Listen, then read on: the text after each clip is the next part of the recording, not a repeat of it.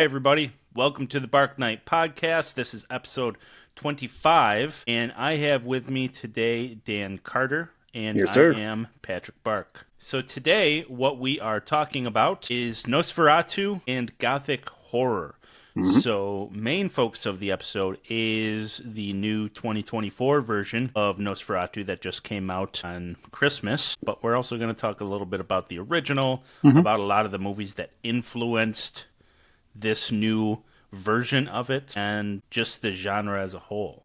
Dan, what do you think makes a good Gothic horror movie? I think the Gothic horror movie needs to have gloom. I think that is the main what's the word here?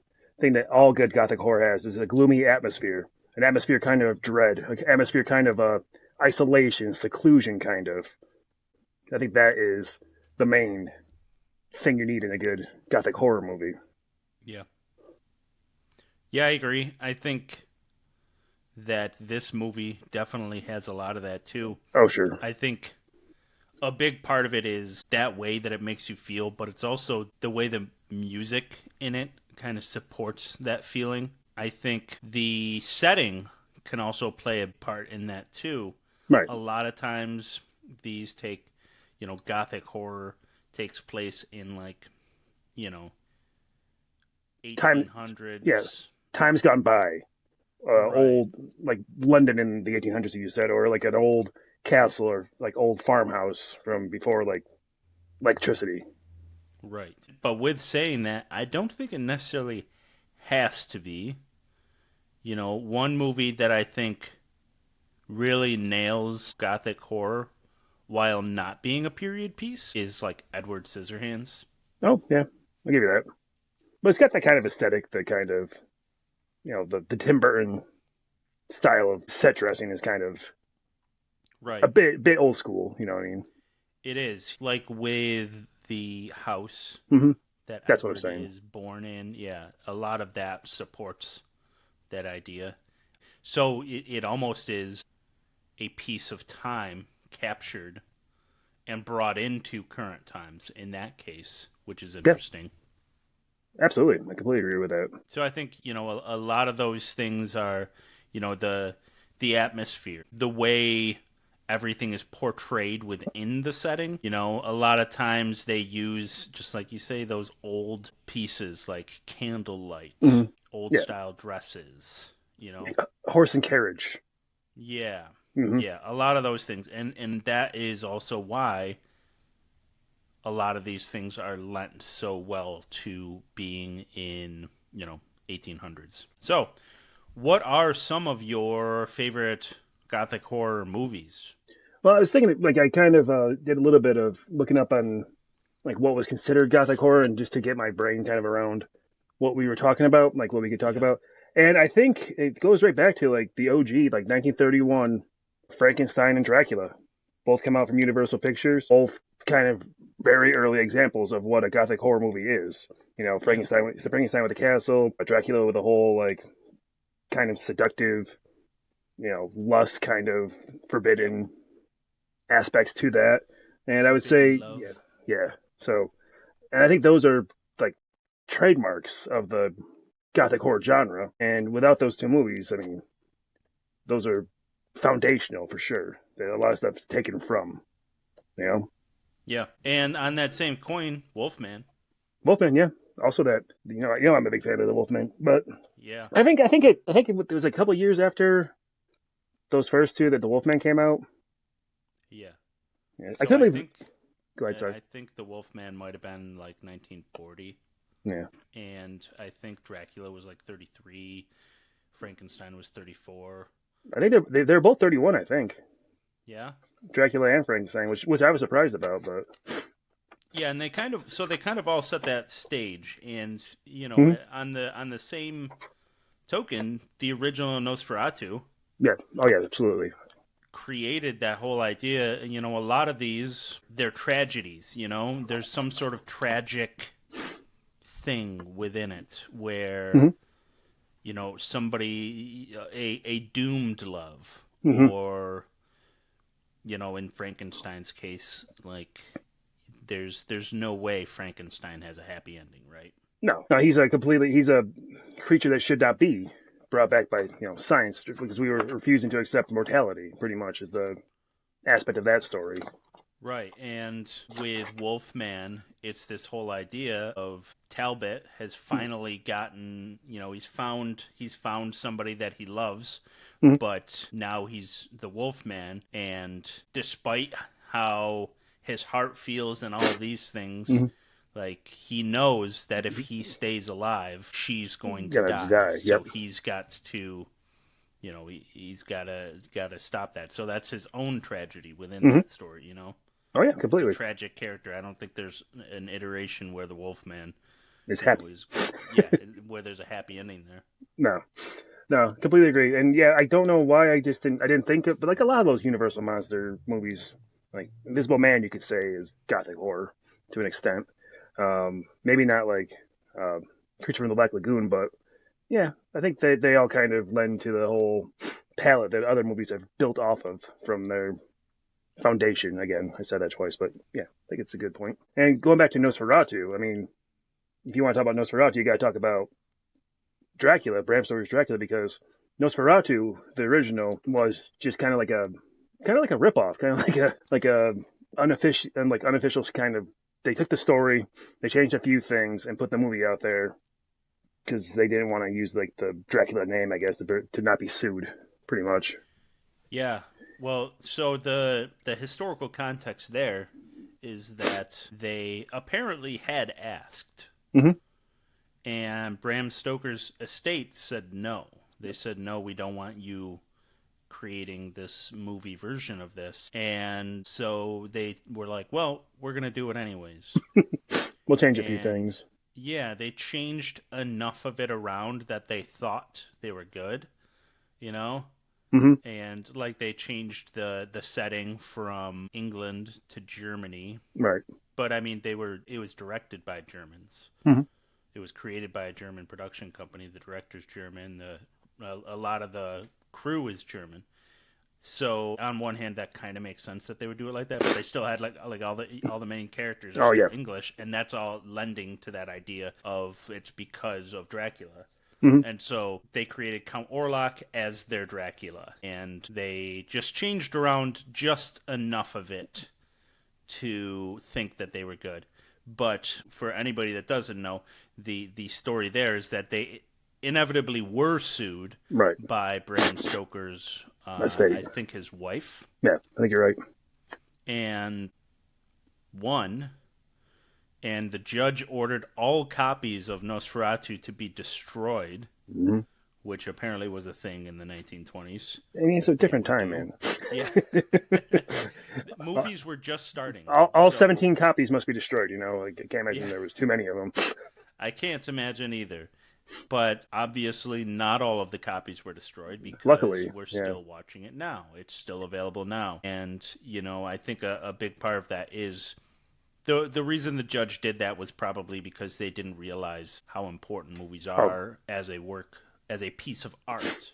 It was a new medium, It was something that they didn't have years and years of knowledge on, or years and years of like respect on. Kind of like how video games in the 90s kind of. It was a new format of media that people just didn't know how to deal with. And thank God they didn't like destroy all the copies, because it's still worth a watch, that OG one.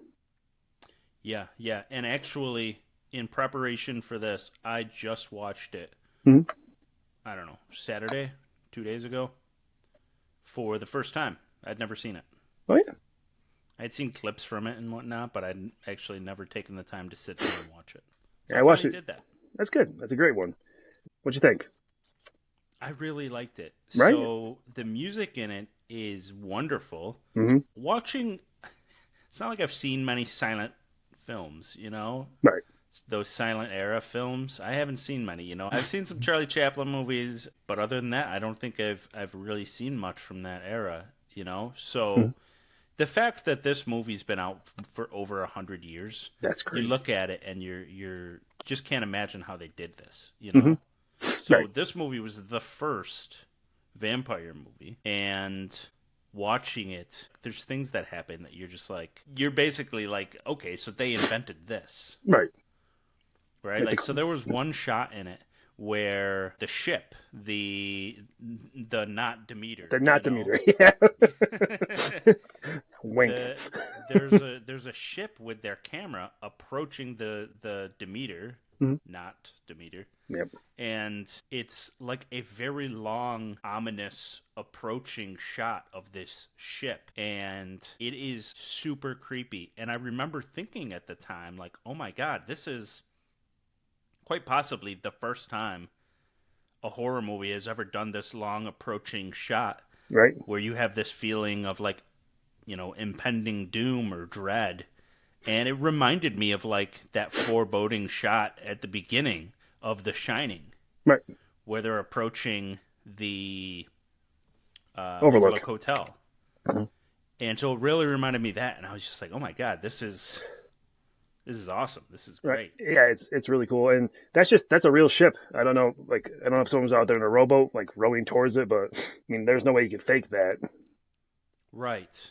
And that's really cool too, is thinking about that stuff where, like, in 1922, you can't fake all this stuff, right? No. You see things happening and, like, I know how they did this, but, like, you look at that and you're like, no, I am fairly confident that this is just a guy on a ship with a camera approaching another ship. Yeah.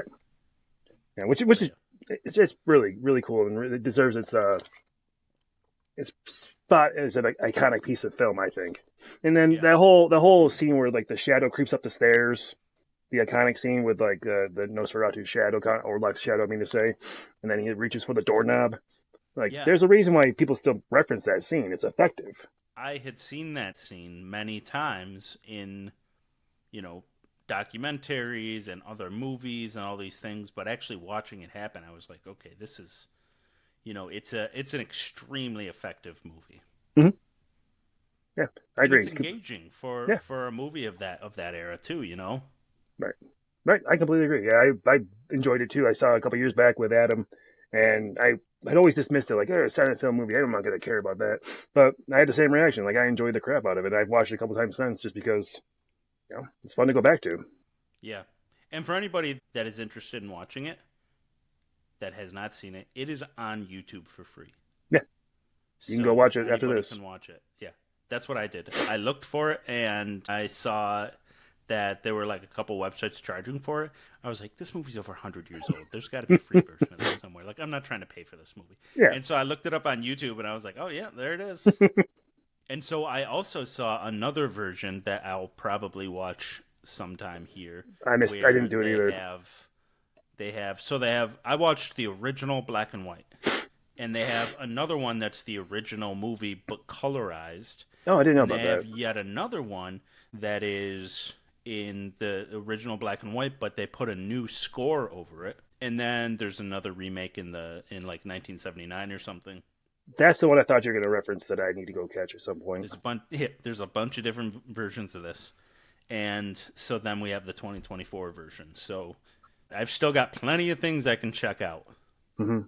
Yeah. And, like, even if you're still not satisfied with that, you can always just start back up with the Dracula train. The Bram Stokers from 92.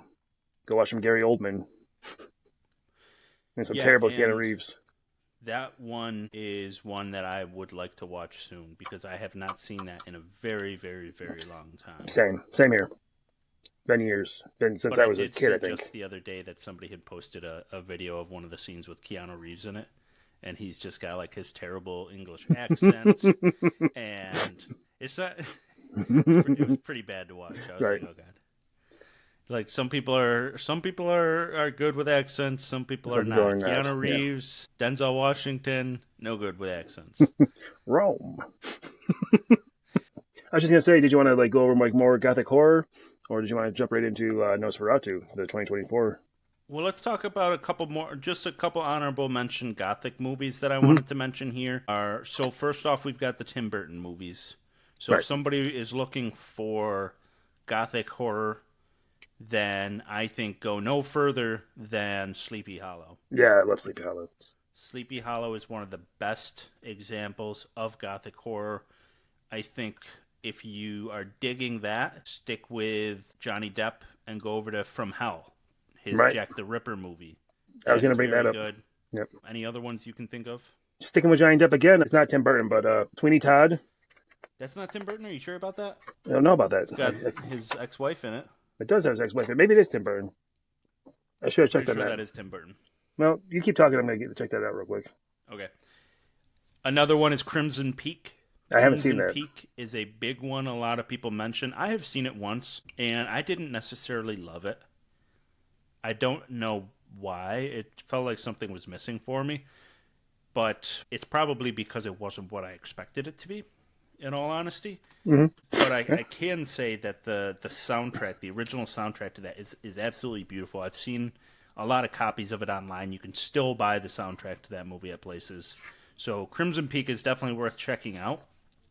A ton of people that are super into Gothic horror really, really love that movie. It's another one of those things of like doomed romance type thing. It's a mystery.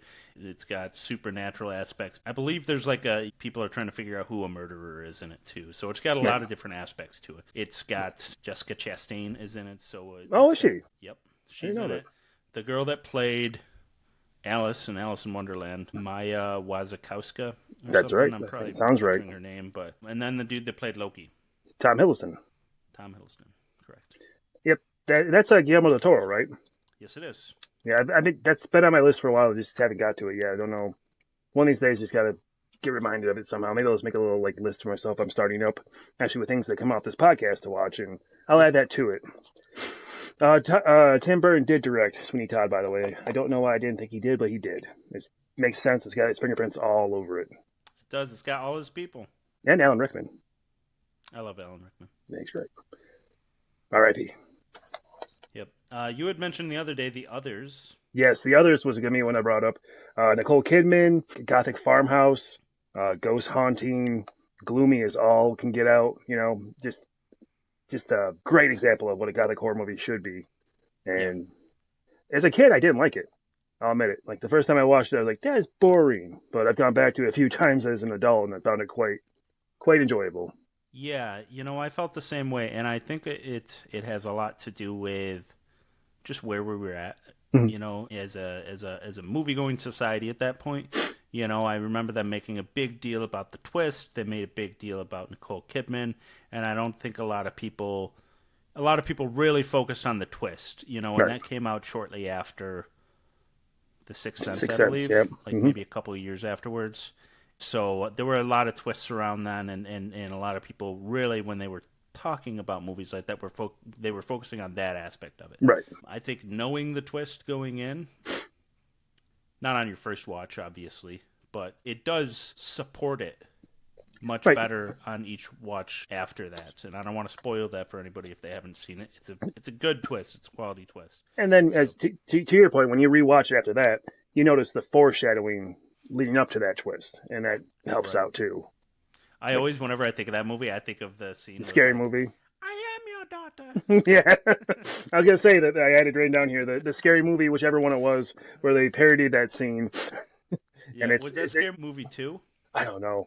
Probably. Scary Movie 2 is so funny. It made me think of The Haunting. The Haunting is one too. That's Gothic horror. It's got a lot of elements of it. So that takes place in modern times, but it takes place at a mansion that is hundreds of years old. Oh, I also wanted to mention Mike Flanagan, Haunting of Hill House, Haunting of Bly Manor. Both of those have a ton of Gothic horror elements in it. If you haven't seen those, please check those out. And once again, the music in those is absolutely beautiful. Yeah. I just had one more here. We've covered everything I've had written down except for I want to give a special shout out to The Woman in Black. Did you see that one? Oh yeah. That's an underrated movie, I think. You know what's also underrated is the sequel to it. I never saw that. There's a sequel, and I remember really enjoying the sequel as well. Yeah. Remember first dismissing it because I'm like, oh, Daniel Radcliffe, I don't care about Harry Potter. But it was actually a very good movie. Daniel Radcliffe has had a very good career with small movies after Harry Potter. He's done a ton of really good independent stuff. Right. That was a good one, yeah. Yeah. All right, so let's get into it then. Let's talk about the new Nosferatu. So it is the 2024 reimagining of the Nosferatu story, which, as I said, it's basically Dracula's story told in a different way. It's more or less a remake of Dracula. So the story hits on a lot of the same beats. Dracula's. It is directed by Robert Eggers, who did The Witch, who did Lighthouse.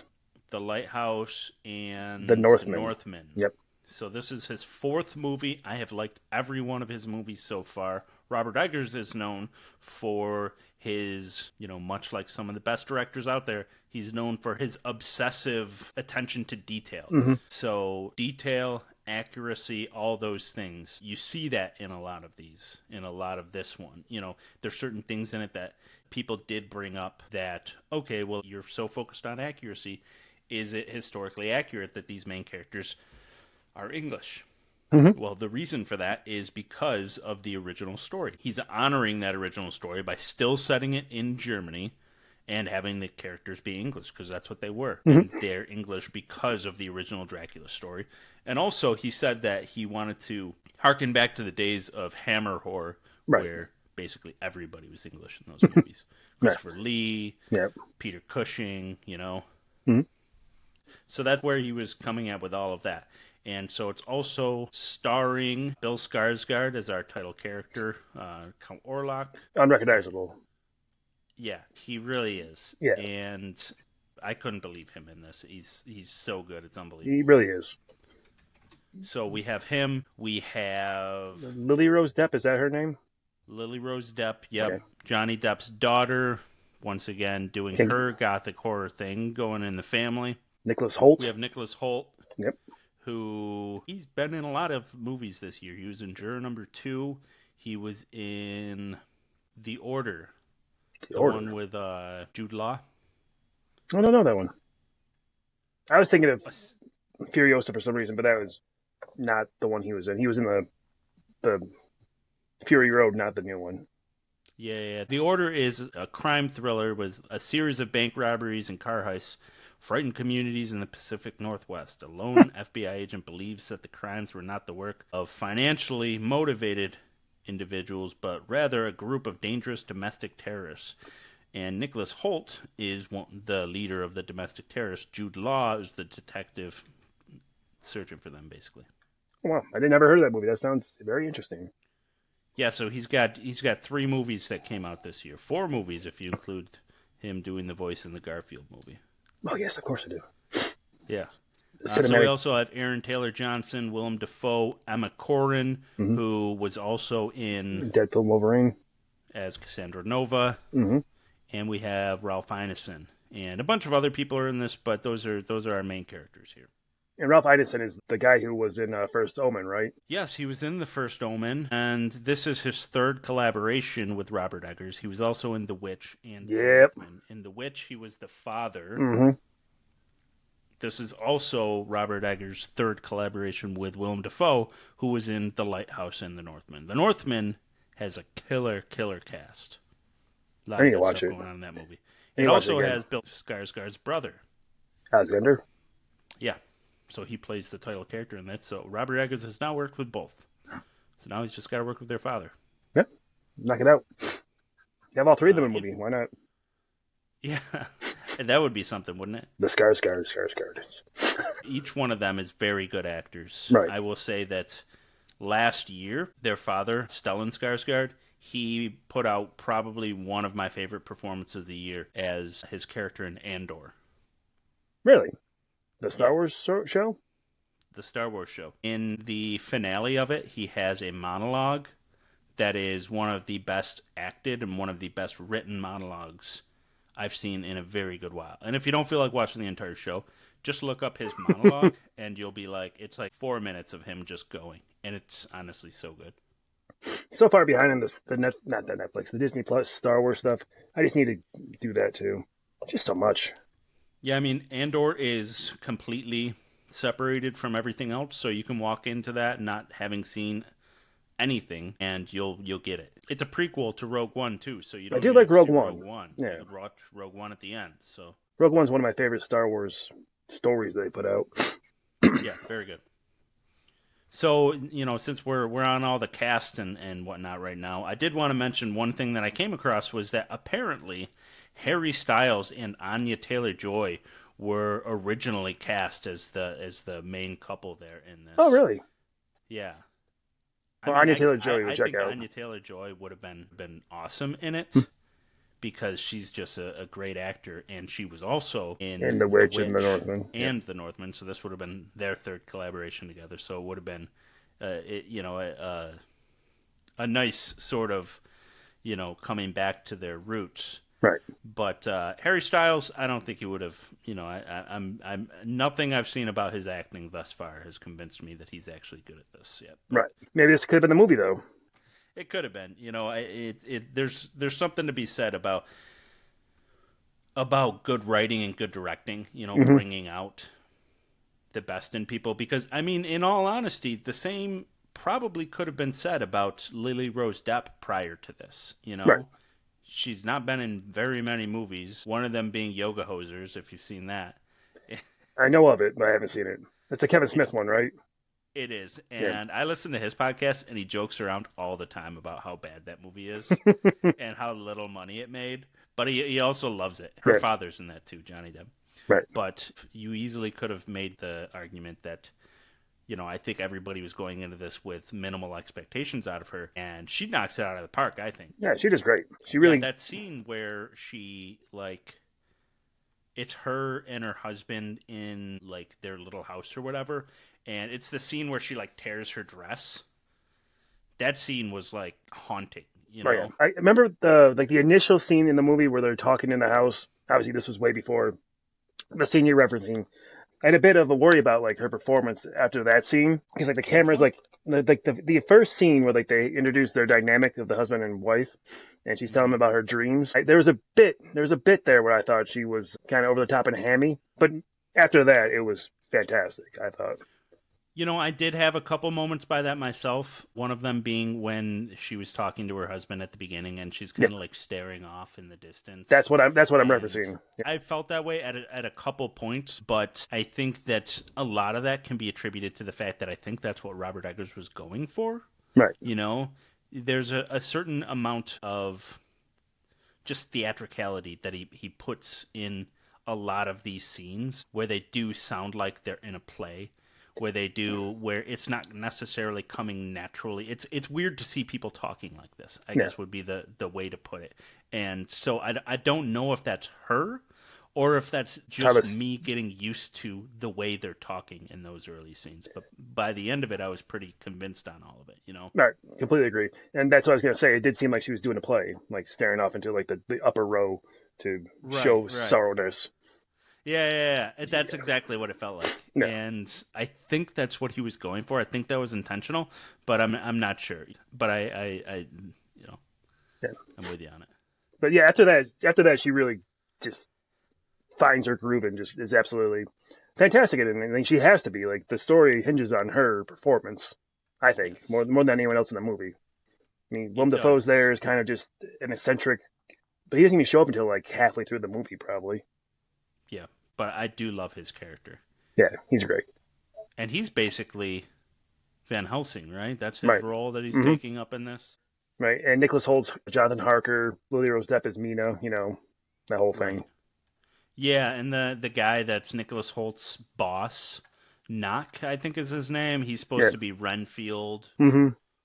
Yeah. And one thing that I was getting a little confused at parts, and it's because in the 1933 movie, Renfield is the one that travels to Transylvania, right? Right. So you've got you start to get mixed up in all the different Dracula iterations that have come out, and all the different Renfield iterations and all that. I was mixing up these things. And then as it was happening, I was like, wait a second, no, that's not how this works. No. Because then I started to think back to the Bram Stoker version with Keanu Reeves at the castle. It's very easy to get just wrapped up in all the different ones you've seen. And I think for audiences going into this, your best bet is to sort of just strike those things out of your mind, and just immerse yourself in the experience. You know what just popped in my head? there was a Renfield movie, like what, last year? With With Nicholas Nicholas Holt in Holt. it as Right. Renfield. Yeah. Yeah, I hadn't even put together. Yeah, that's something, isn't it? There is. This popped in my head. I'm like, holy shit, Yeah. Renfield. I wonder if they talked about that on set. They'd have to, They right? have to. There's no way. They couldn't. That he was just in a Dracula movie. Yeah. That's the polar opposite to this. Oh, absolutely. Completely different movies. Yeah. Let's transition from Lily Rose Depp over to Bill Skarsgård. Tell me, what did you think of the Count Orlok? Oh, fantastic villain. He absolutely, like I said earlier, unrecognizable. You could have put a gun to my head. I could have told you that Bill Skarsgård was in that movie if I didn't Yeah. see like the end credits. Looks nothing like him, obviously. The voice, the menacing nature he presents in that character is so good, and it's obviously a big selling point of it moving forward. Is it's like I'm gonna try to get someone to see this movie. I'm gonna tell them about how good the Count Orlok is, and I think he does a fantastic job as it. What's interesting about it is that they chose to do it completely different.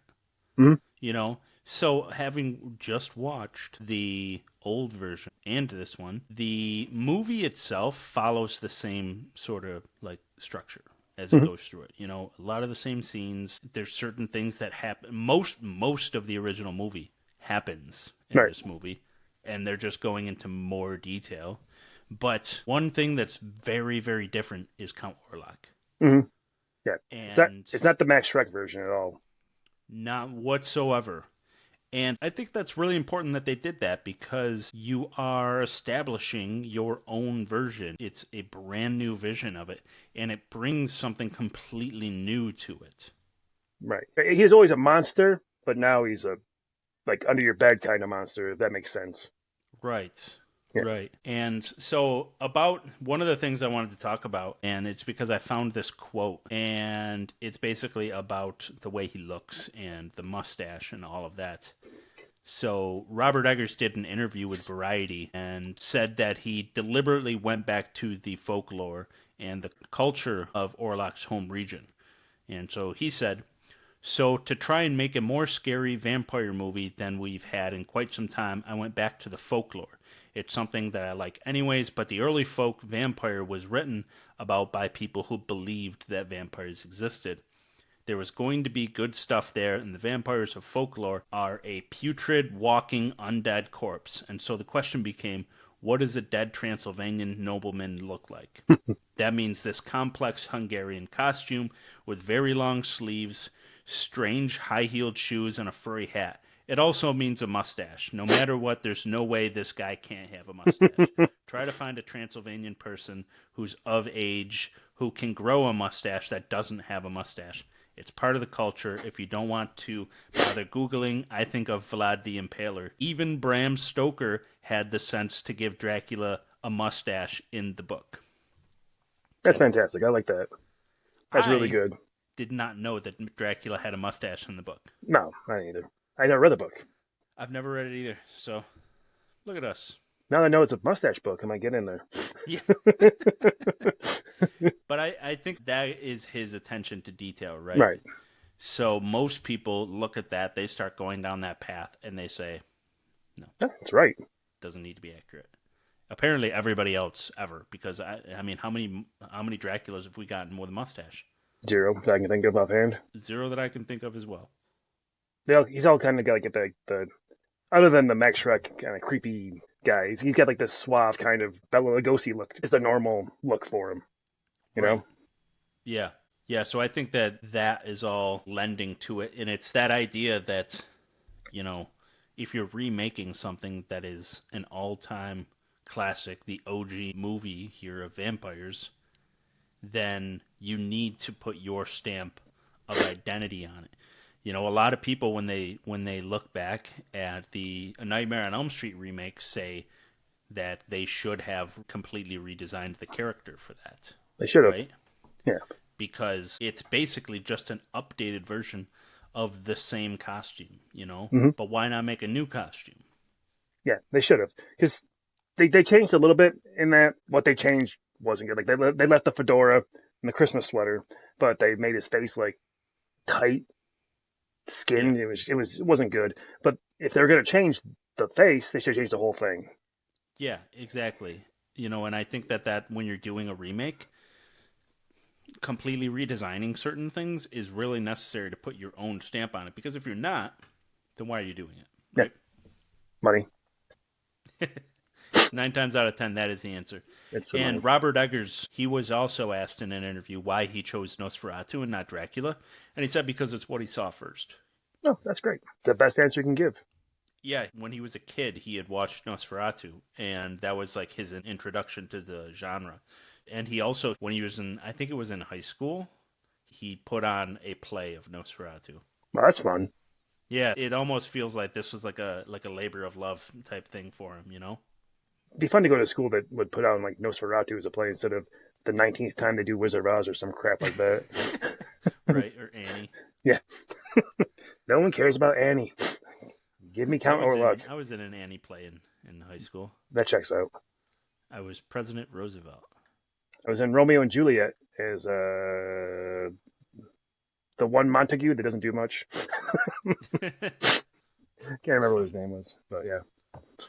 So I wanted to take a moment here to talk about some of the similarities and differences between the two versions.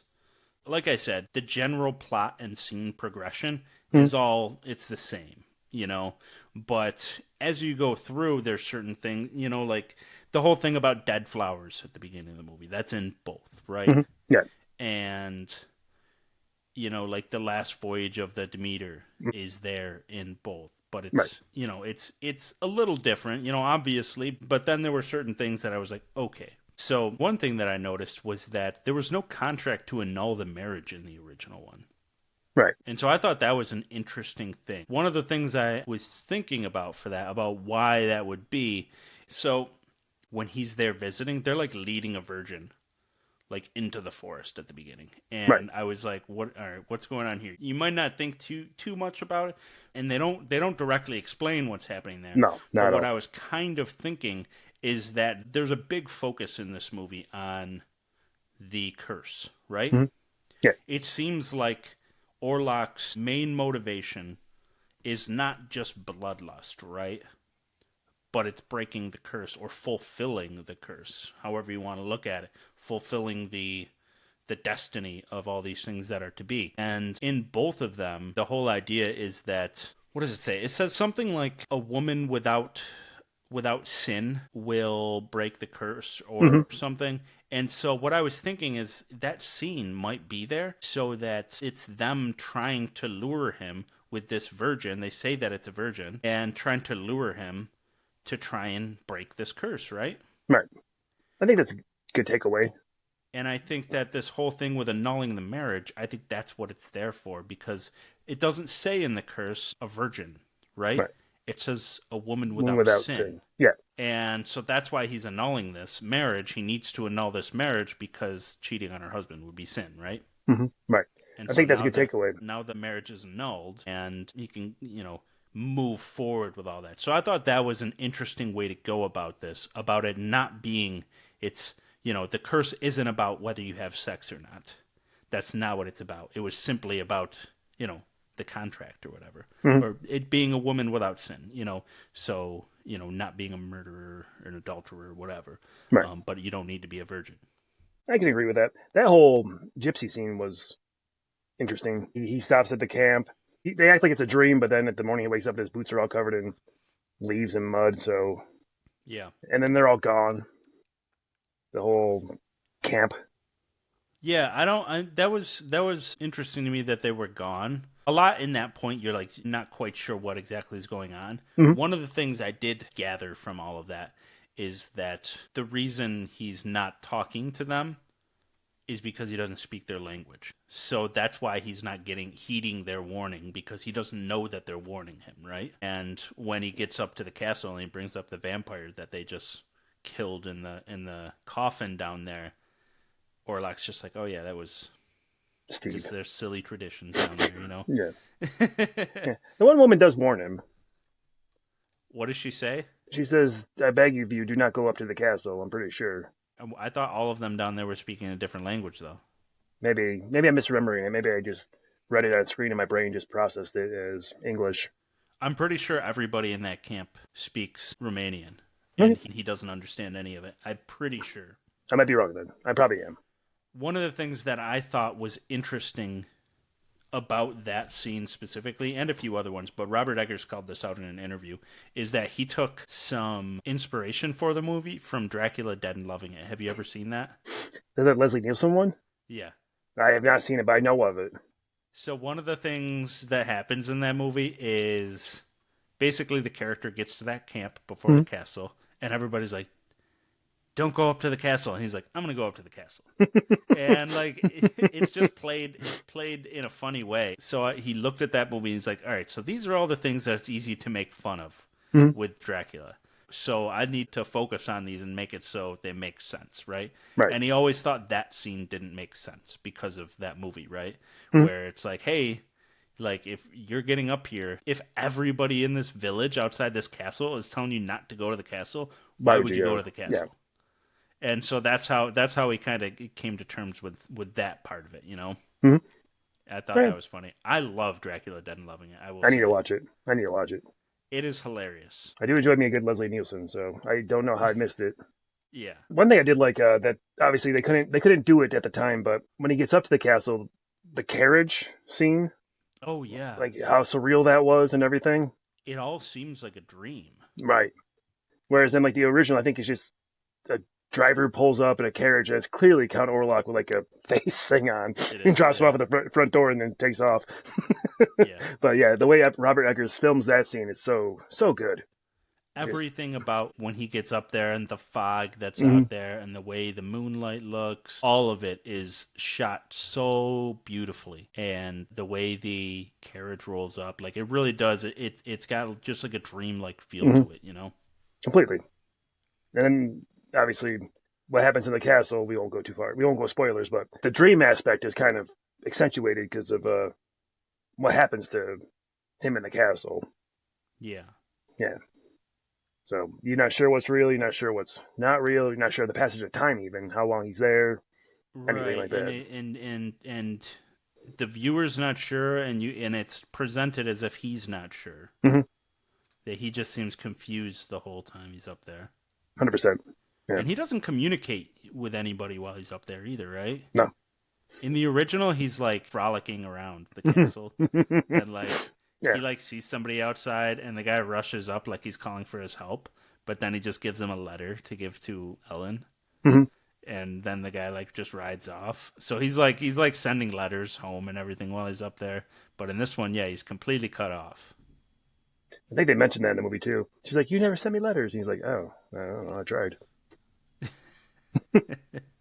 Yeah. One of the other things that I noticed is this movie puts way bigger of a focus on the plague part of it, whereas the original, it's kind of mentioned. It's mentioned a lot, yeah, but there's no focus on it, and you're not really sure how much of a plague it really is, or if it's simply like it kind of seems like in the original that it is just people being bitten and killed by vampires, and they're blaming it on the plague, right? Right. Definitely, that could be a takeaway, but also could be very much at the time like you just couldn't afford to have 1,000 rats on set. Maybe, I don't know if that was a feasible thing to film back then. Right. But I did notice that it kind of calls out like every time they're talking about the plague, they're talking about like marks on the neck, and things like that. Completely right. Yeah. And so that was kind of what I thought. And I think that's why with this one, it's way more of a focus on a curse. It's like, yeah, all of this stuff, there's going to be a plague. There's going to be this. There's going to be this. Unless this curse is broken, right? Right. And I thought that was a really cool aspect of it. Yeah, I'll give you that. And just to my point, like, you're right. You're completely right about that because they definitely do say that in the original, like, not say it, but in the writing it says a plague hit the town and they show like the caskets and such. And, like, at the time, like, yeah, like that could be obviously an easy takeaway from that. But this one definitely has the rats. It definitely does. Most of those rats were real. Yeah, I heard that. Yeah, they shot with hundreds of real rats. So, for example, the crypt at the end, when Willem Dafoe is like lighting stuff on fire, and it's like that scene that's in the trailer where he's like, Going full Willem Dafoe. Yeah. Yes, he is. So the fire is real, the rats are real, and The Willem Dafoe was real. The Willem Dafoe, he was just going completely bonkers in that scene, and I loved it. That's so good. Not like full Lighthouse bonkers, but like Yeah. like 50% Lifehouse. Yeah. Or Lighthouse, not Lifehouse. That's a different band. Yeah. But I thought it was interesting. I saw another interview with Robert Eggers where he's talking about the fire and the rats, and basically he said that they filmed all those rats, and there's like a glass barrier so that they can't get up near the fire and they're safe. And then they took composites, like visual effect composites of the rats that are down there, and just like duplicated it and played around with that. And the fire, I think he said is 75-80% real fire. So I assume that they just, he's got his little torch and he's like touching these spots, and then somebody's turning a knob when he touches it, and fire comes up out of the floor or something, because it does look real. It looks 100% real, and I love that. And he pointed out, he's like, whenever there's fire in movies, you can always tell it's fake fire, because fake fire just doesn't look right. Right. Baywatch. And so I love that they used real fire. And he said like they kind of help spread it a little bit to, cover up that fact. But yeah, it looks really good. The rats, I did not notice any special effects in this that I was like, oh, that's really bad. Oh, no. I can tell that's special effects. Yeah. Maybe one of those final shots of Orlok you can kind of tell, but by and large, definitely the rats of the fire. Okay. I know what you're talking about with the final shots now. Yeah. Something was definitely uncanny there, but I think it's just the monster being so, the design of the monster. But yeah, I'll give you that. I think I know what you're speaking of. Yeah. The prosthetics on Orlok. Yeah. All real. Yeah, it looks great. Great design. Yeah. And they hide it too. They spend like 6 hours every day applying all those prosthetics to. That sounds terrible. Bill Skarsgård. Yeah. They hide it too. With, like the first few scenes with Orlok, like when he's sitting around the table talking to Nicholas Holt's character, whose name escapes me for some reason. It's not Thomas. What is it? Hutter, I think. Yeah. Well, anyways, when they're sitting around the table, like the first few scenes, like it's just like close up on his eye, like they don't show the full face. Yeah, for a bit. Hutter. So does Thomas. Okay, but yeah, you know what I mean. They show bits and pieces of his face at first, and then you don't get the whole. Yeah, it's the whole idea that they're like slowly introducing the monster and like certain aspects of it. The classic movie monster thing. Yeah, I like that a lot. Yeah. What else do I got here? Oh, the music. What'd you think about the music? I thought the music was fantastic. I thought there was one of your big highlights in the movie would be the music, because I thought it was great. Yeah. So I had said that I listened to the music to this a couple times before I saw it. It doesn't do it justice whatsoever. So seeing it in the movie and knowing all these things going in and connecting all of it and the scenes that it applies to, the music was unbelievable. Right. Huge fan. Yeah, it was great. Very well used, as you said. Like the whole going back to the scene with William Dafoe, like the crescendo there is fantastic. The intro scene, that first scene where it's her like years and years before, that whole scene in the way of establishing what the atmosphere is of the movie and how the music is used there, it's all so good. Yeah, that was one of the few jump scares in the movie too, was in that scene. Yeah, there's a couple, but that was one of them. Yeah, like the one that you see in the trailer where like the hand comes up and she like screams. Yeah. They gotta give away the jump scares in the trailer. They have to do it. It's just part of the rules. It's an iconic scene, man. Yeah. I'm not surprised they put that in the trailer. Yeah. What's your bottom line for this movie? What are your final thoughts for it? My final thoughts is that I think it has its place. Obviously, it's not going to replace the original, because the original's got such a mark in cinema history that movie has, Yeah. But this one is fantastic, and it was worth the wait. We've been seeing trailers for it for at least a year, right? It's one of those ones that they're like, oh, December, like forever. And yeah, worth the wait. I was glad to catch it in the theaters, and I look forward to watching it in the future, which I think is a big thing to say, because like we've said in the show, rewatchability is big, and I'm looking forward to seeing it again. Yeah, I am very, very, very glad that I saw this in the theater.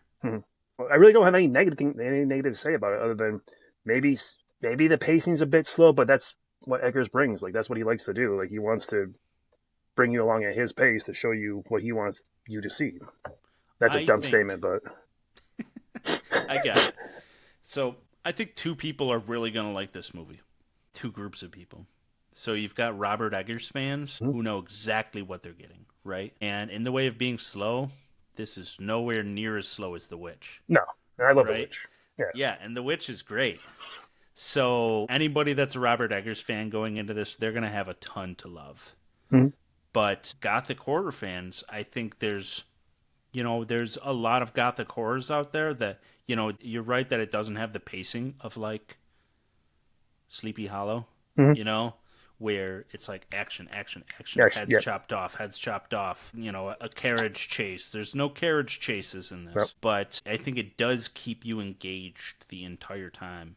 So I guess my bottom line on this movie is that I think this may be for me, and this may be the recency bias of it, but I think for me this may be probably my favorite Gothic horror I've seen. nice. It really, really hits on all those things. And, it's got violence, it's got a little bit of gore, but it's not gratuitous, No. And it takes all of the things that have been done before it and it gives all of them its own flair, Mhm. its own identity of Robert Eggers, We're like, you look at the new Alien movie and to compare it to that, we loved that movie, both Right. of us, Mhm. but that we had a lot of complaints of We like, did. I wish they had done it this way instead or Mhm. this way instead. And everybody seemed to have those same complaints. There's not anything I would say with this that I would hope I would want them to change, No. I don't have complaints about special effects. I don't have complaints about music. There Acting. aren't Nope. scenes that I wish weren't there, Right. Yeah. Yeah, so I think this is, I think it's damn close to a masterpiece. And if I had seen this in time for our episode on our favorites from 2024, I think a lot of things would have been quite different. Right. It definitely would have been mentioned for a lot of the things we went over. A lot of the categories. It would have itself a stake in them. I should Yeah. say. Yeah. Steak. Get it? Vampire. Boom. Dumb I jokes. think that it probably would have taken my favorite theatrical release of the year. It probably would have even taken my favorite horror release too. It's in contention for sure. I will say, like, I don't think the best my favorite acting would go to it.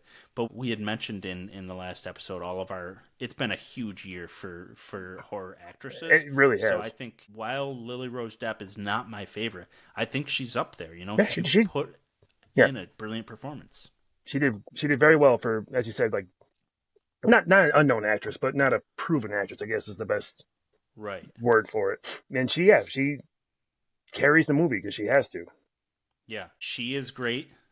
For 2024, you had her in this. You had Demi Moore in The Substance. You had Null Tiger Free in The First Omen. You had Micah Monroe in Long Legs.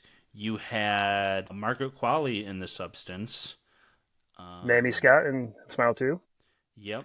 So just a wonderful, wonderful year for horror actresses. Mhm. So I'm sure we're forgetting really some. hope Yeah. that some of them, they pushed out the Oscars nominating because of the fires in California, which is completely terrible Yeah. thing that's happening. It's awful.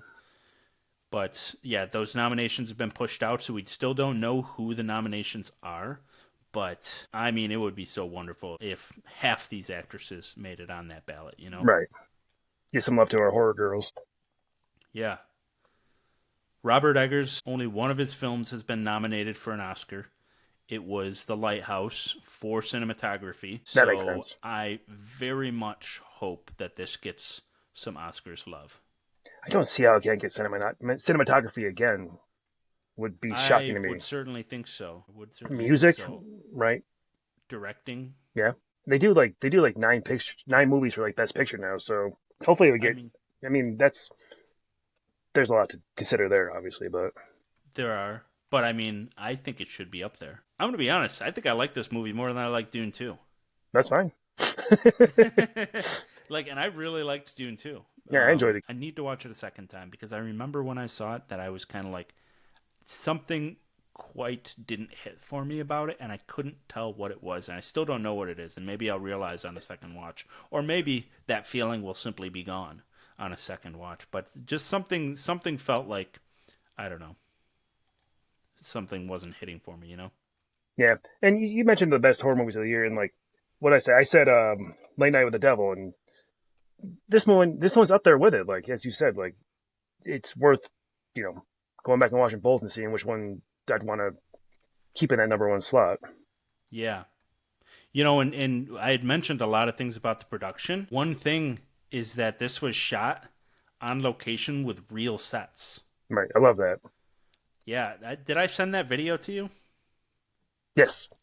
Yeah, where you see them building all the sets, and Mm-hmm. all the actors are talking about how, like, they've never been in a movie that did this, where they were like, so many movies nowadays, it's just a person in front of a green screen, Yep. And the doorway they walked through was the only real thing in the scene or whatever. But they really built these streets. And what was really cool is they talked about they built the whole street, and you see them doing it, and then you see that they use the same street a month later, and now it's been Used. trodden down Yeah. by the plague that happens. All very cool. It's Very cool stuff. Yeah, I'm glad that he was allowed to do that. Like, that was probably Robert Eggers. I mean, like, I'm sure because this is his fourth movie, and if like a studio's already given him the right to just build giant sets like that, it shows the respect he has in the industry, at least. Yeah, and do you know what the budget was for this? I want to say it was like $50 million. That seems like money well spent. Yeah, so, there's something about Real sets. and yeah, budget $50 million. That's crazy. The budget for this is $50 million, and then like you look at Red One, 100, Right. 240. yeah, Yeah. I think $250 million was Furiosa, and so you're just like, where's all this money going? But that's why horror movies are so profitable, because they're able to take that money and stretch it a long ways. Yeah. And I have to imagine that these actors, for the opportunity to work in a Robert Eggers movie, Mhm. right? Didn't take their full salaries, I'm sure. Yeah, I'm sure Willem. I don't know what Willem Dafoe's salary even is, but I bet he just enjoys working with Robert Eggers at this point, right? Well, you'd think so. This is third four movies, where he said, right? Yeah. Yep. And then, I mean, not to badmouth Nicholas Hoult, but I don't know what kind of money he pulls for a movie. Like, he's a good actor. He's been in a lot of good movies, but is he like a big star? I don't think he is, unfortunately. He's one of those actors that I think most people know, Mhm. but I don't think he's like leading man, bringing in people to strictly see him type Yeah, thing, no one's like, let's go see the new Nicholas Hoult movie. Right. So I know he had been interviewed a while ago about being frustrated about all the movies that he had tried to be in. It was a big thing where he had tried to be Batman. Mhm. And I think he probably even tried to be Superman too in the recent one. But he ended up getting the Lex Luthor part. I think I really like that for him more. Yeah, I'm excited to see what he does with it.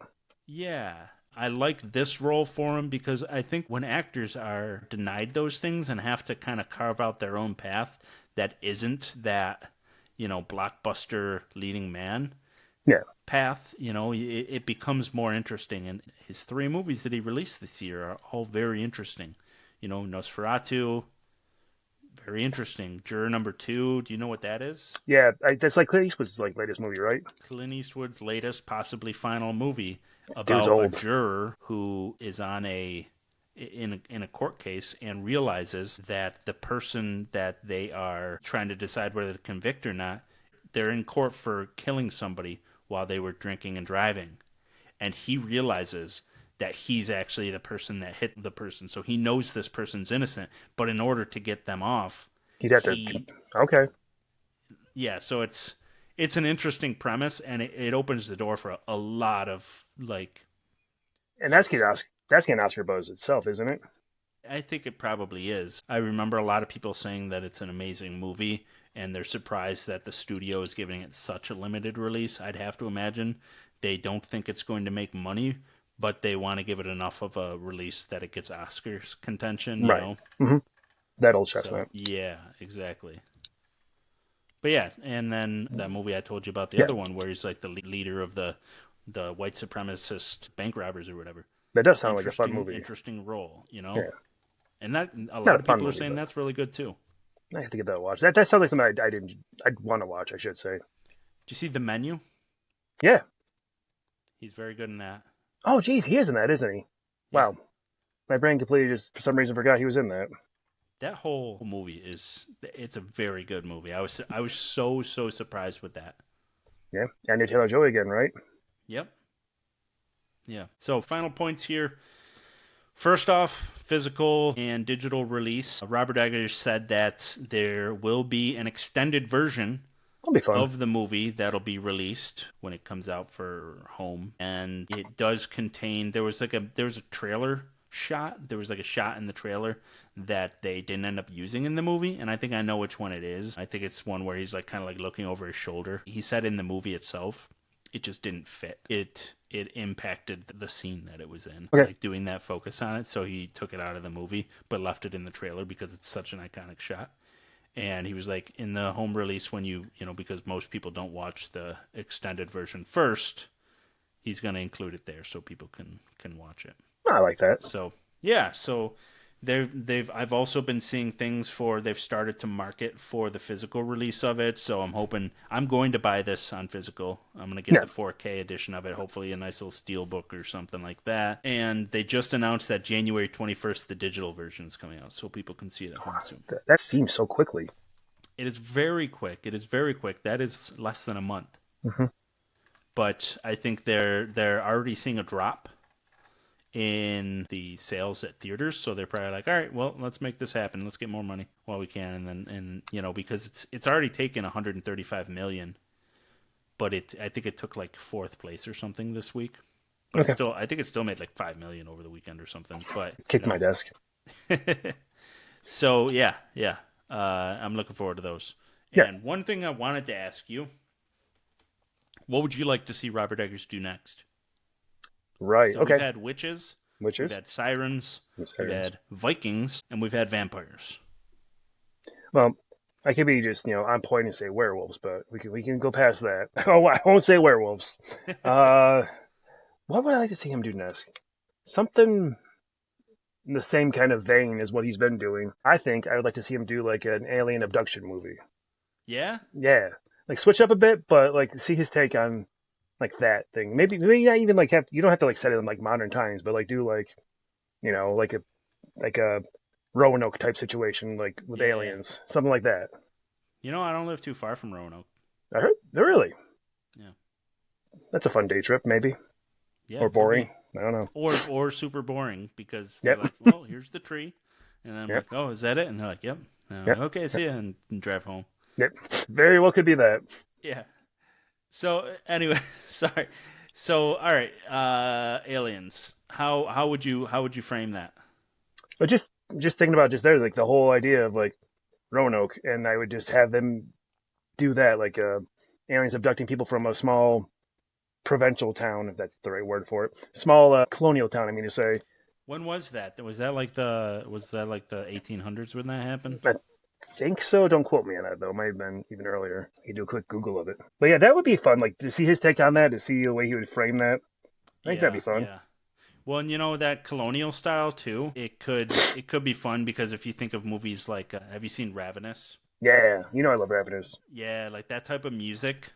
You know, where it's like a horror movie style colonial like music. Yeah. You know, that can really lend to some good horror.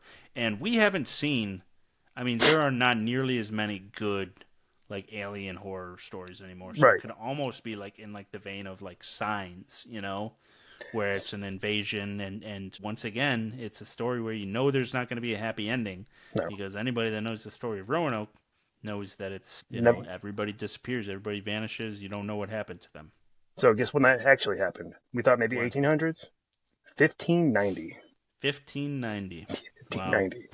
Wow. So that, I mean, that makes it even cooler because when was The Witch set? I think that was in like the 1600s, right? Yeah, I think so. So it'd be going even further back for him. That would, I mean, and that would take him back to his roots a little bit too, with like the the Puritanical. Puritans. Yeah, that's Yeah. the word I was looking for. Yeah. Puritists? That's not it. That's fine. We got there. Figured it out. Cool. Yeah, Look at I me. really like Look at that me coming idea. up with a good idea out of nowhere. I like Coming it. up with a good idea out of nowhere. So my idea that I thought of, and like that's why I passed it over. I was like, "Oh, you got an idea? Let me think of something." So I would like to see him do a western. That'd be fun. Yeah, we both like westerns, and I'd like to see him tackle some old west folklore. So what I was kind of thinking was the idea of like a Wendigo, Mm. because we don't get very many Wendigos, and it is the Wild West. You get him being able to tackle Native American culture in there too, which we just don't get that much of it, right? Mm-hmm. And there's some really cool, some really rich culture there, and I would love to see him sort of tackle that. So I That'd think be there cool. could be some pretty cool stuff that comes out of that. So Wendigos in the West. That'd be cool. I think there's like an old like American like cryptid that's called like the Banshee of the Badlands. It's like a banshee that like plays a fiddle or something and like leads people to their demise. That could be something along those same lines. Yeah, I think he really likes like that idea of like playing around with folklore, playing around with things that have legends, things that are somewhat established, but just digging into them a lot. And I did see another interview with him. It sounds like I'm just watching Robert Eggers interviews all day, but I promise I'm not. But the algorithm is suggesting him. But what was I even saying? I don't know. Some is an interview with him. Restart. You got this. He said that somebody asked him like, do you want to direct any movies that are not horror movies? Mm-hmm. And he was like, why would I even want to do that? Why would you even want that from me? Like, I'm thinking they suggested something to him like a blockbuster or something, and he's like no, I've got my lane, like Robert Eggers presents The Flash or something. Like no one wants that. Right. Yeah, so it sounds like he's gonna be sticking to horror movies. He had said after The Northman got like somewhat of a lukewarm reaction that he was gonna retinker things and kind of adjust how he approaches movies, and he seems to have adjusted it very well with this. Right. I will say that I really liked The Northman, but it is not at all what I expected it to be. Right. I haven't seen it yet. Oh, well, it's a revenge movie with Vikings. No. Sounds like I'd like that. It kind of looks like it's got supernatural aspects, but it's a war movie, like I don't know, Viking battles and stuff. And there's not really any Viking battles in it that I can recall. Nothing of like you think you're getting like his version of Braveheart almost, but it's not whatsoever. All right. But it's very good, and it's got a killer cast. Nicole Kidman's in that. Ethan Hawke's in it too. Right. Yeah, it's definitely worth checking out. So check it out. I'll have to. Put it on my list. Ever-growing list. I mean, at this point, you need to see all of Robert Eggers' movies, right? Right. Oh, no, I just have them. I got to see the Northman's one I haven't seen yet. It's good. Check it out. So, all right. Anything else for Nosferatu? No, I think we covered all the bases here, bud. All right, then I got some news we can talk about, and then we can wrap this up. So first is that it has been announced that Crawl 2 is beginning shooting soon, and it is going to take place in New York City. New York City. Yeah, New so York what do you think City. about that, Dan? You're a big fan of Crawl. I did really like Crawl. Crawl's one of my favorite, like, going into expecting nothing and enjoying the hell out of it movies. Yep. And, I mean, it makes sense. Like, you can't just do that movie again. Like, oh, there's another hurricane in Florida, another situation like this. So it makes sense that they'd have to go bigger and better. But it's worrisome because, like, you know how you brought the whole, like, Bloodlines tagline thing about how it's always worrisome to have that? Yeah. The in New York City taglines got the same kind of, makes you worried, you know what I mean? Yeah. It's like Predator. I remember as when I was a kid, we'd always just call it Predator in the City. Or like Jason Takes Manhattan, you know, that kind of bogus nonsense. But I mean, it makes sense. Like, as I said, you couldn't just do the first movie over again. And there's that whole like lore of gators in the New York City sewers. Yeah, it'd be funny. All seen alligator. Yeah, love it. It'd be funny to see what they do with it. Not funny. It'd be interesting to see what they do with it, and I'm down for it. I'm down for it. Is my takeaway from that. Yeah. I'm excited about it. I wish that they brought back the same cast, but Right. I understand why they couldn't. Yeah. Story-wise, it doesn't make any sense. No. But those people went through enough. Yeah, so I'm excited about that, and I'm looking forward to hearing more about it. So Cool. Yeah, I just wanted to mention that one. Another one we have, Freddie Prinze Jr. confirms that him and Jennifer Love Hewitt are returning for another I Know What You Did Last Summer movie, but will not be the focus of the movie, so they're bringing in a newer, younger cast. So they're there to be the trailer hook, pretty much. Yeah, basically. They're doing for them what Scream 5 Hook. did. Yeah. So, yeah, I like that news. Like, I know that Freddie Prinze has been kind of confirmed to be involved for a while. JLH was never really for sure until recently. So it's exciting to get her involved. And you have to, like, especially for slashers. Slashers kind of rely on nostalgia more than most horror movies. And it's great to see them come back, even if it's just going to be, sadly, probably for a couple minutes. Yeah, I mean, I'd imagine they probably come back because they're approached because somebody's like, hey, this is happening now again. Being hunted by somebody with a hook for a hand. Mm-hmm. They're like, it's happening again. That'll be in the trailer. It's happening. What are you waiting for? Again. Stupid. What do you think they're going to call it? I bet they just call it I Know What You Did Last Summer, right? They have to. Yeah. They can't say I still know what you did last summer, or like there was a crappy I'll always know what you did last summer, right? It was like a straight to video terrible movie. Yeah. I can't imagine that I mean, that's going to be one that they don't pay attention to, right? I'll forever knows what you're going to do. I'll forever know what you're going to do last summer. Like, that doesn't work. Yeah. So I mean, I'm definitely going to watch that. I wonder if Kevin Williamson's involved with it at all. I didn't see that he is. I doubt it. Yeah, but that's awesome that he wrote the original for this, and he wrote the original Scream movie. Mm-hmm. Very cool.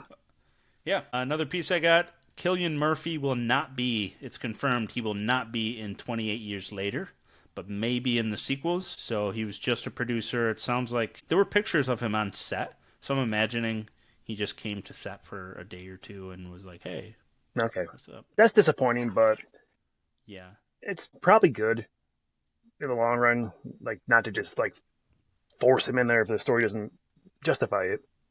Right.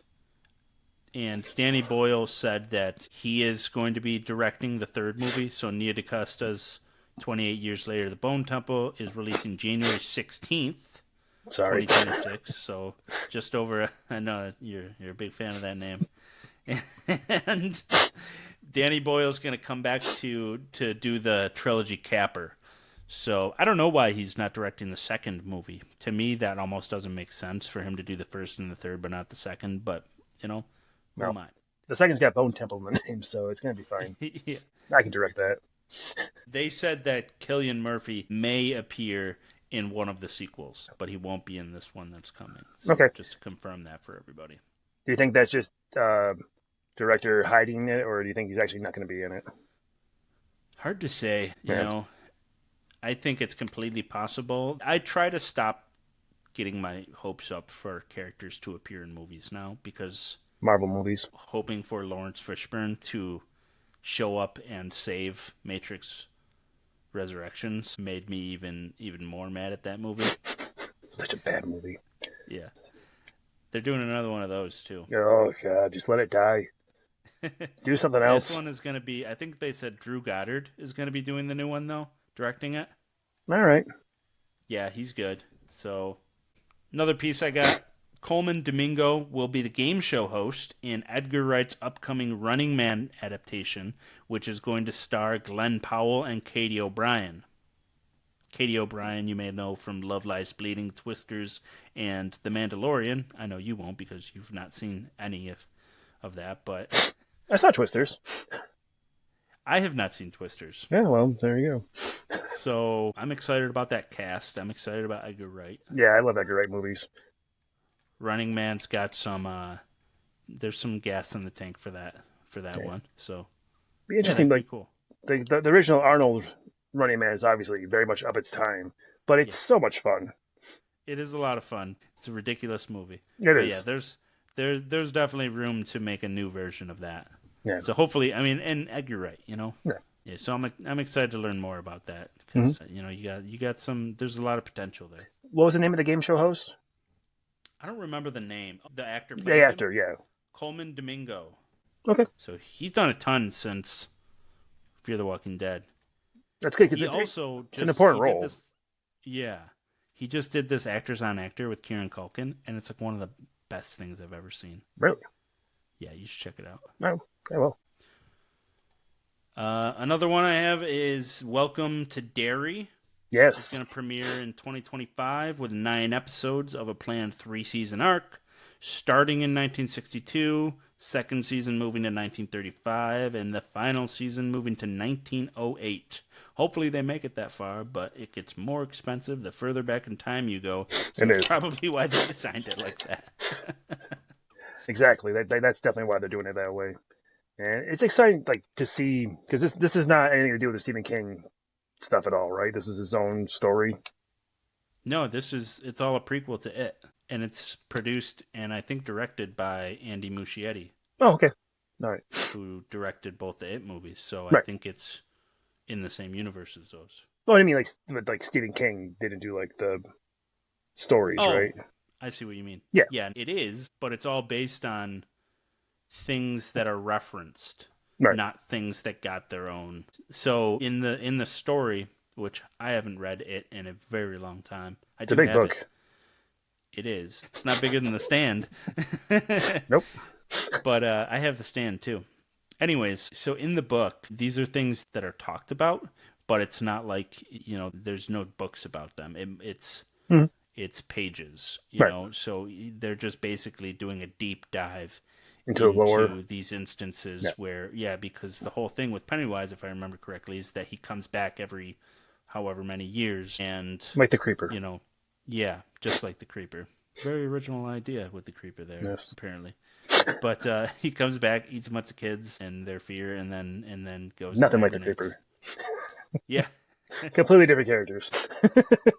And so they are things that are talked about. So like with that fire that they had, where the one character is like there was a fire at some building and a bunch of people got burned alive. Right. They go into more detail about that. Okay. And the whole thing that happened with Pennywise that led to that, and the other things that were happening in town at that same time, which are mentioned in the book and mentioned in the movies, but they're not. They don't go into great detail on them. All right, that's cool. I'm excited to watch that. Yeah, I mean, it could be really cool if this gets to 1908. That could be awesome. That could be really cool. It's going to premiere on HBO and Max, which is to say on TV and on streaming. So they got money, but they also have a habit of canceling things and throwing them away when they want to. So who knows? Good old Warner Brothers. Yeah. So another thing I had was that the companion trailer got released. That's Jack Quaid and Sophie Thatcher. Did you see that? You sent it to me and I didn't watch it yet, and I apologize. Okay, so it's another one of these like female robot things, and apparently Jack Quaid hijacks Sophie Thatcher's robot cyborg take home girl doll thing and programs her to kill people. Oh, wow. Let me guess Jack Quaid plays a kind of handsome, aloof, geeky guy to begin with. They don't really show a lot of him. Okay, they show a lot of her in the trailer. But he looks like Jack Quaid. Yeah. There's like a scene where like he's setting the table with her and he's looking and being all charming and everything, but then you realize that he's actually a psychopath. So, Jack Quaid. I'm joking. But Sophie Thatcher, we got that and Novocaine coming. Yeah. Sophie Thatcher, we just saw her in Heretic. She's really getting herself out there, putting her name out there, huh? She is, and she looks very good. There's this shot in the trailer where Jack Quaid's like lit her arm on fire and she's like crying. And I didn't gather at first that it's because she's like a robot. Like I was like, why is her arm lighting on fire like that? And it's a very cool shot. Okay. So watch that trailer. I have to check it out. And the last thing I have is that, I included this just so we can say it's not all horror, but David Ayer's A Working Man, starring Jason Stathom, has dropped its trailer. So I think you watched that. That looks pretty solid. I did. It looks exactly like what you expect from a Jason Statham actioner, and I am on board to watch that. Yeah, I it missed looks the. like Yeah, go ahead. if you liked The Beekeeper, you I will missed. love this. I missed the Beekeeper.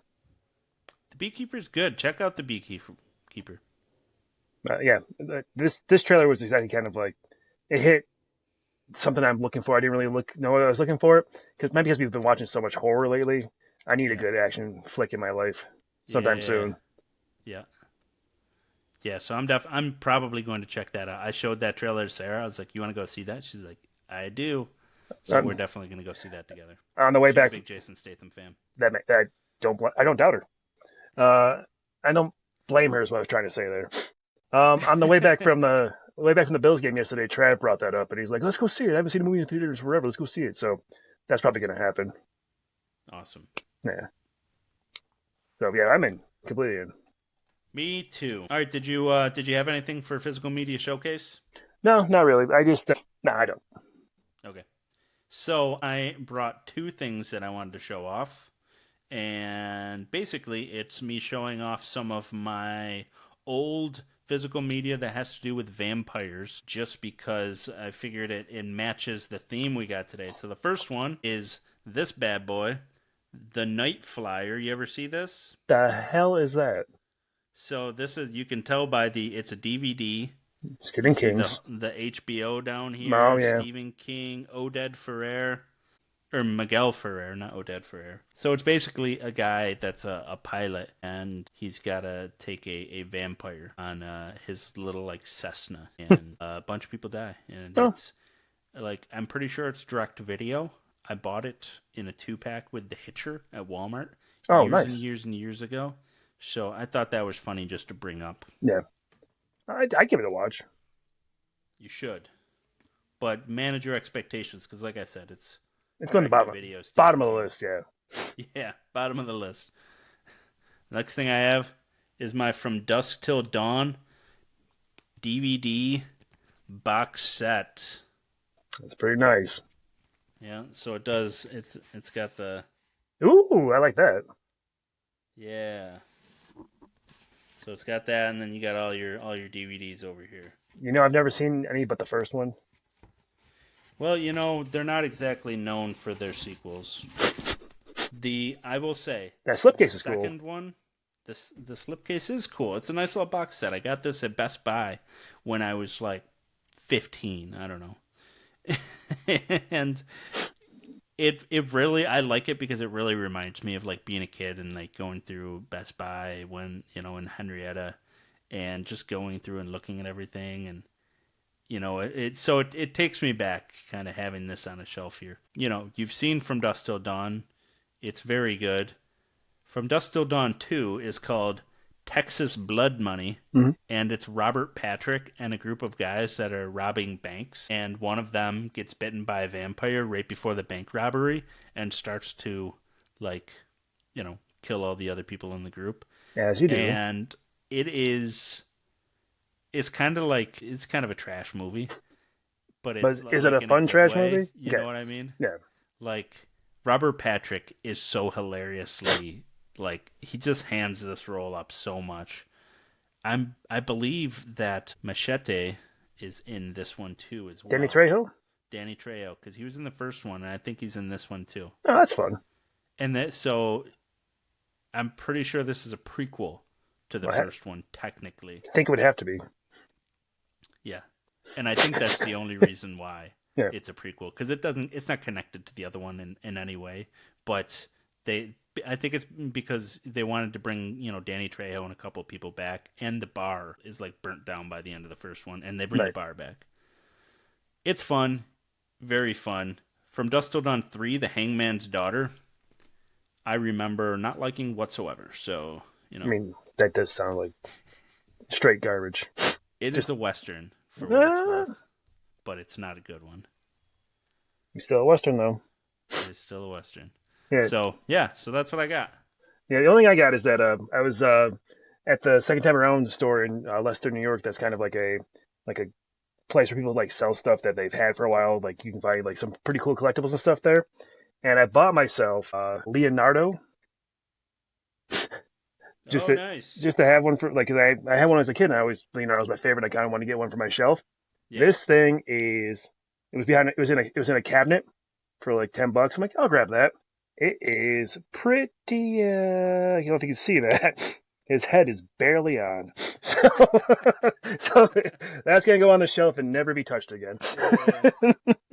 That's awesome. But that's why he was in a case. They're like, oh, someone will buy this, not pay attention to it, and that's what I did. And that's what you did. But now I got my Leonardo from like when I was a kid because I know I destroyed mine completely eventually. Yeah. Especially those rubber little rubber things they had. I don't know if you ever had the Ninja Turtles when you were a kid, but those like rubber they don't last. I had like a whole Ninja Turtles sewer setup, and it was one of the coolest things with it. And they had like the van and everything. Yeah, I think I had a blimp. That's a different story. Yeah, I just wanted to show off my Leonardo before I put him on the shelf and never touch him again. Because his head's gonna fall off. All right. Well, I think that's a good place to wrap up the episode. I think so too. All right. So coming up next week, we are going to do the Wolfman episode. So we're going to be reviewing the new Wolfman movie. So excited. Then the week after that, we are going to be doing a Korean folk horror double feature of The Wailing and Exuma. The Wailing being Dan's choice and Exuma being mine. So tune in for both of those. And as always, you can follow me on YouTube, Threads, and Instagram, and now Blue Sky as @BarkNightPodcast. And please subscribe, like, comment, interact with us any way you can. We really appreciate it. We need all the love we can get. Yeah, you know you want to. So thank you for watching. Dan, thank you for joining, and of course. Everybody have a great night. Bye, everyone.